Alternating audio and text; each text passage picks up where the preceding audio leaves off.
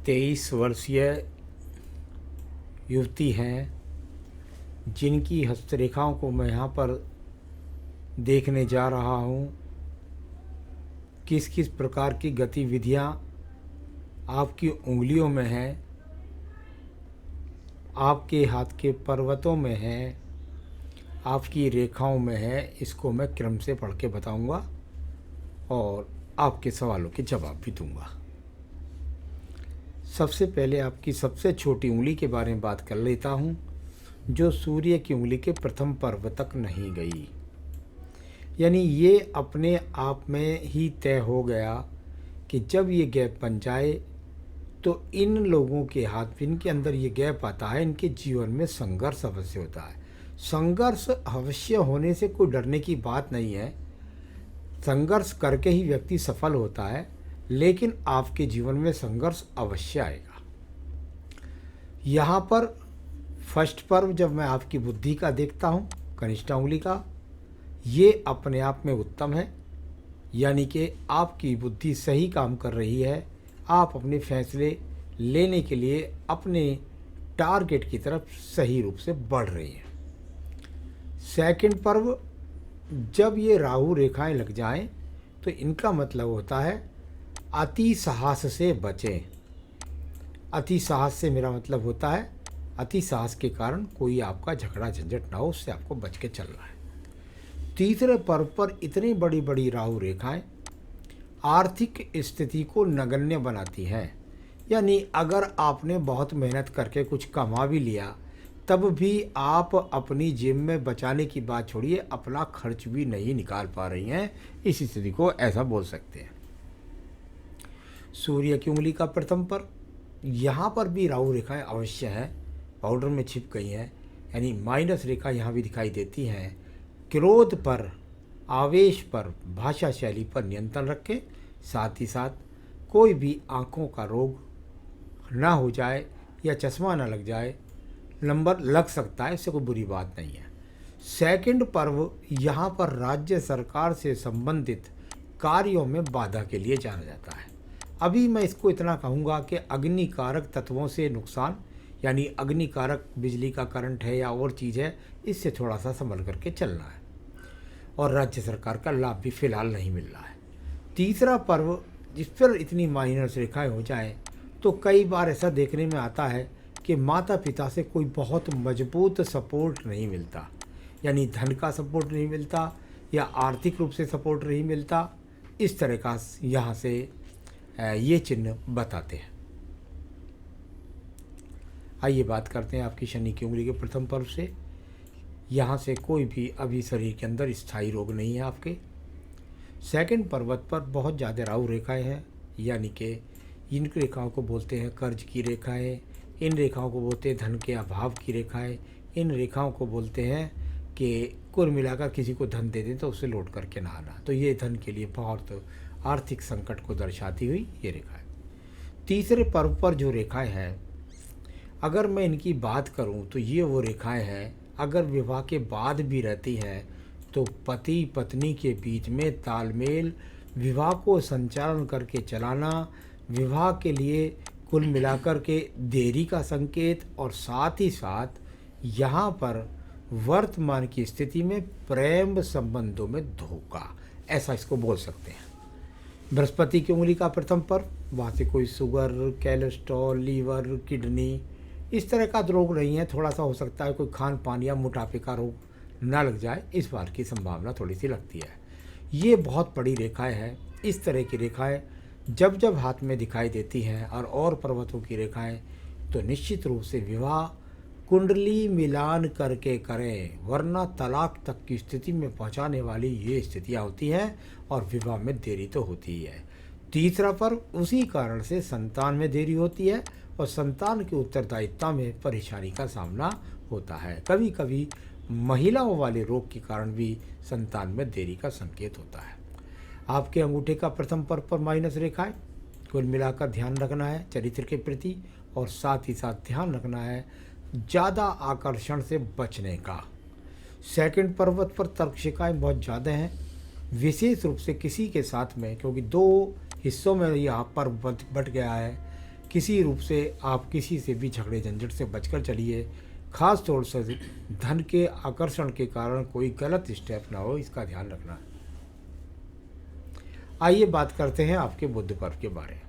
अभी बुध पर्व की यदि बात करें तो मैंने ऊपर भी बताया, धन के आगमन नहीं है किसी भी प्रकार से, पर्वत तो सम है, साथ ही साथ गिरती हुई रेखा हो तो विवाह में देरी का संकेत, विवाह में अड़चनों का, परेशानी का सामना करना, इस तरह का संकेत यहाँ पर है। सूर्य के पर्व की यदि बात करता हूँ तो यहाँ पर कई गतिमान रेखाएं हैं जो बुध पर्वत की तरफ जाने का प्रयास करती है। थोड़ा सा टर्न होकर के मुड़ जाए तो राज्य सरकार की नौकरी के लिए यदि प्रयास करता है तो व्यक्ति उसमें थोड़ा सा समय लगता है लेकिन उसको प्राप्त कर सकता है। तो मेरे हिसाब से सूर्य पर्वत को मैं यहाँ पर सामान्य रूप से वर्तमान में ठीक कहूँगा। शनि के पर्व की स्थितियाँ बहुत बिखराव हो गई हैं, छोटी छोटी कटने वाली रेखाएं भी हैं, उठने वाली रेखाएं भी हैं। भाग्य के लिए संघर्ष हो रहा है, भाग्य भी आपका साथ नहीं दे रहा है। बृहस्पति पर्व की तरफ चलिएगा। बृहस्पति पर्व से मल्टी टैलेंटेड रेखाएं और शनि पर्व की तरफ जाएं तो ये अच्छी बात होती है। इसका कारण होता है आपकी बुद्धि के द्वारा धन के आगमन बनाना, आपके स्रोत। आप अगर चाहें तो ये रेखाएं भी अच्छे खासे जो राज्य सरकार के लिए नौकरी के लिए प्रयास करते हैं उन लोगों के हाथ के अंदर देखने में पाई जाती है। मैं बात करता हूँ आपकी यहाँ पर रेखा के बाद में आपकी हृदय रेखा के बारे में। अगर आप हृदय रेखा को देखेंगे तो बहुत मोटी है। अब मोटी हृदय रेखा क्या है? मोटी हृदय रेखा का मतलब होता है मन ऐसा हो जाए कि मन के अंदर किसी के प्रति भाव ही न रहे। अस्पतालों से ऐसे व्यक्तियों का सामना कम होता है, लेकिन दृढ़ शक्ति के या मन से बहुत मजबूत होते हैं, ऐसे लोगों को हृदय रोग आसानी से नहीं होते। साथ ही साथ ये पीड़ित रेखा है जो वैवाहिक जीवन के लिए और मन की अशांति का दर्शाने वाली स्थिति में दिखाई पड़ती है। अब बात करता हूँ मैं आपके निम्न मंगल पर्व के बारे में। निम्न मंगल पर्व और इसकी स्थितियाँ यहाँ पर काफ़ी संघर्ष वाली दिखाई देती है। इसमें से बहुत सारी टूट करके रेखाएं आपकी बुद्धि रेखा को भी काटेंगी, आपकी भाग्य रेखा को भी काटेंगी, उसके बाद आपकी हृदय रेखा को भी काटेंगी, आगे तक काटती चली गई। संघर्ष कर रहे हैं, मेहनत कर रहे हैं, सफलता में बहुत अड़चनें आने वाली हैं। इस प्रकार की रेखाएं प्रयास में बहुत मेहनत कराती हैं। चलिए बात करता हूँ आपकी बुद्धि रेखा के बारे में। जहाँ मैंने आपकी हृदय रेखा को मजबूत मोटा बोला, उसी प्रकार से ये आपकी बुद्धि रेखा मोटे से धीरे धीरे पतली होनी शुरू हो गई है। यानी शुरुआत में बुद्धि पर इतना ज़्यादा लोग, आप ऐसा नहीं समझती कि मैं बहुत ज़्यादा होशियार हूँ, बहुत ब्रिलियंट हूँ, लेकिन धीरे धीरे जैसे आपका स्थिति से सामना होता जाता है और ये रेखा बारीक होती जाती है, आप दुनिया को समझने लगते हैं और अपनी बुद्धि की प्रखरता से अपनी ऊंचाइयों को प्राप्त करने का प्रयास करते हैं। इसमें से कटने वाली हृदय को रेखा भी, ये भी अपने आप में वैवाहिक देरी और वैवाहिक में परेशानी के दिखाई जानी जाती हैं। तो यहाँ ये स्थिति है। सेकंड पर्वत की स्थिति पर देखता हूँ, यहाँ कुछ खड़ी हुई रेखाएं मिलती हैं, हल्की हल्की खड़ी हुई रेखाएं। ये साहस का कारक होती हैं, इनके कारण आप साहस कर रही हैं, मेहनत कर रही हैं, और इनको मैं विजयी रेखा भी बोलता हूँ। तो ये अच्छी रेखा है जो झगड़े झंझट मुकदमा कोर्ट कचहरी किसी भी चीज़ में जाने नहीं देंगे और वहाँ से बचा करके ले आएंगे। इसके बाद में बात करते हैं हम आपकी यहाँ पर चंद्र पर्वत के बारे में। चंद्र पर्वत की स्थिति को अगर मैं देखूँगा तो चंद्र पर्वत की स्थिति यहाँ पर काफ़ी बिखरी दिखाई देती है। छोटी छोटी टगार टूटने वाली रेखाएं यहाँ पर हैं जो मन में अशांति को दर्शाने के लिए जानी जाती है। आपके पास कोई भी व्यापारिक रेखा नहीं है, यानी बुद्ध रेखाएं, व्यापारिक रेखाएं आपको जो दिखाई देती हैं इनका आप प्रयास कर सकती हैं। थोड़ा बहुत हो सकता है कि ब्यूटी पार्लर से संबंधित कुछ काम कर लें, उससे थोड़ी बहुत कमाई कर लें, लेकिन कुल मिलाकर के यहाँ व्यापारिक रेखा बिल्कुल भी मजबूती के साथ दिखाई नहीं पड़ती। इसके बाद में बात करता हूँ मैं आपकी भाग्य रेखा के बारे में। अगर आप अपनी भाग्य रेखा को देखेंगे तो आपको ये अभी कई तरीके से छोटे छोटे रूपों में बिखराव के रूप में दिखाई पड़ती है। कुल मिलाकर के, क्योंकि आपकी उम्र इस समय 23 वर्ष है और यहाँ पर मुझे कोई बहुत बड़ी ऐसी रेखा दिखाई नहीं पड़ती जिससे मैं किसी बहुत बड़ी उन्नति के बारे में कह सकूं। कई जगह से और गणित है, वो मैं यहाँ बोलता नहीं हूँ, नहीं तो लोग समझ जाते हैं, दूसरे भी सीख जाते हैं, फिर उसका गलत उपयोग करते हैं। तो वो जो रेखाएं दिखती हैं उनका जो फल है वो सवाल के जवाब में आपको बताऊंगा। यहाँ पर बात करता हूँ मैं आपके शुक्र पर्व के बारे में। पूरा का पूरा शुक्र पर्व पूरी तरीके से आड़ी तिरछी काटने वाली रेखा नीचे मणिबंध तक पहुँच गया। यानी कुल मिलाकर इतना ज़्यादा खराब हो जाए तो 3-4 बातें हैं।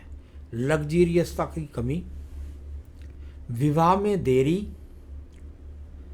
अपने चरित्र के प्रति सावधानी रखें, साथ ही साथ संसाधनों की कमी।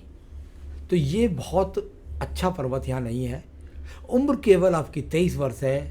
मैं केवल 5 वर्ष तक के लिए सभी रेखाओं के बारे में बोल रहा हूँ। उसके बाद बहुत सारी रेखाएं बनेंगी और अच्छी बने, यही मैं भगवान से प्रार्थना भी करूँगा। तो ये इस तरह का शुक्र पर्व है। आयु रेखा की मुझे कोई प्रॉब्लम नहीं है। आयु रेखा आपके पास अच्छी खासी 72-73 वर्ष की और अभी बहुत सारी बनने वाली भी है। तो ये तो सब मैंने रेखाओं को एक तरह से बोलने का जो तरीका है, मणिबंध में भी काफ़ी संघर्ष है उसको बताया है, और आपके जीवन के अंदर किस तरीके से आपको क्या फल मिलने वाला है थोड़ा सा 5 वर्ष तक के लिए मैं उस रेखा को बोल रहा हूँ। तो मैं किसी को डराता नहीं हूँ बहुत आगे तक बता करके, क्योंकि बहुत आगे तक बहुत सारी रेखाएं आपके जीवन में अभी बनने वाली हैं, और अच्छी रेखा बने तो वो सब जो डराने का काम है बेकार हो जाता है। तो वो रेखाएं बननी है अभी आपके जीवन में काफ़ी। तो आपने मुझे सबसे पहला सवाल पूछा है, बिजनेस करना का करता है, मुझे बताएं कि मुझे क्या करना चाहिए, बिजनेस या नौकरी में सफलता मिलेगी। मेरे हिसाब से आपके जीवन के अंदर आने वाले 5 साल में, ऐसी मैंने बहुत सारी रेखाएं पढ़ ली हैं हाथ में, आने वाले 5 साल के अंदर आपको अपनी जो शिक्षा एमए वाली है इसमें अपना टारगेट ढूंढिए कि मुझे किस तरफ से आगे बढ़ना है। वहाँ से सरकारी नौकरी मिलने का काफ़ी योग हाथ के अंदर है। तो आप तैयारी करें सरकारी नौकरी के लिए, और आप अपनी शिक्षा को बढ़ाएं, क्योंकि एक बात पक्की आपके हाथ के अंदर अभी भी दिखाई देती है कि कुंडली मिलान करके आपको विवाह करना है और वैवाहिक जीवन में बहुत परेशानियां हैं।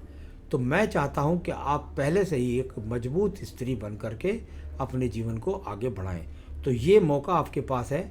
आने वाले 4 से 5 साल के अंदर आपको जॉब मिलने के बहुत अच्छे संकेत हैं। आप उसकी मजबूती से तैयारी करिए। तो यहाँ अगर साइड में कोई ज़्यादा परेशानी है तो छोटा मोटा काम कर सकते हैं, लेकिन पूरी मेहनत अपनी शिक्षा की तरफ अग्रसित करिए।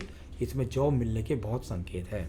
तो नौकरी करने का हाथ है, ये व्यापार का हाथ नहीं है। तो कौन सा बिजनेस का सवाल ही पैदा नहीं होता, आपको नौकरी की तरफ ध्यान रखना है। वैवाहिक जीवन बहुत डिफिकल्ट है, वो आपने सवाल पूछा है, और वो रेखाएं ऐसी हैं जो पक्की बन चुकी है, इसलिए कुंडली मिलान करके विवाह करें। शादी आपकी अभी नहीं होने वाली है, लगभग अभी आपके जीवन में 4 से 5 साल बाद, अब से चौथे साल बाद या 5वें साल बाद विवाह का योग नज़र आता है। तो आने वाले समय में जो बचा हुआ समय है उसमें शिक्षा मजबूत करें, या अपनी सफलता को किस टारगेट से पा सकती हैं उसको पाने का प्रयास करें। करोड़पति बन सकती हूँ, अभी इस बात को बताना अतिशक्ति होगी, जल्दबाजी होगी, क्योंकि अभी हाथ में बहुत कुछ बनेगा और वो करोड़पति रेखा अभी हाथ में नहीं बनी है, जो भगवान करे आपके भविष्य में आपके हाथ में बने। तो मैंने आपको मार्गदर्शन कर दिया है। आपके पक्ष को मजबूत करने के लिए, नौकरी के लिए, अच्छी नौकरी के लिए, आपकी बुद्धि श्रेष्ठ बने, आपको कार्य मिले, आप अपने जीवन में किसी भी असफलता को झेल सकें और असफलता में सफल हो सकें, इसके लिए मैं आपको उपाय बताता हूँ। ओम ब्रह्म बृहस्पति नमः, जो भी पूजा करते हो करिए, और उसके साथ में 3 से 5 माला आपको रोजाना करनी है, ओम ब्रह्म बृहस्पति नमः। तो ये तो आपको करनी है, कोई रत्न नहीं पहनना, 3 से 5 माला रोजाना करें। साथ ही साथ सोमवार का व्रत करें। सोमवार का व्रत आने वाले वैवाहिक जीवन को अभी से मजबूत बनाने के लिए, और साथ ही साथ आपके जीवन के कष्टों को काटने के लिए, और भगवान की, शिव की कृपा प्राप्त करने के लिए अच्छा रहेगा। तो ये करेंगी तो ज़्यादा आपके जीवन के अंदर आप सुख सफलता प्राप्त जल्द कर पाएंगी। करें, सुखी रहें, ये मेरी शुभकामनाएं। नमस्कार।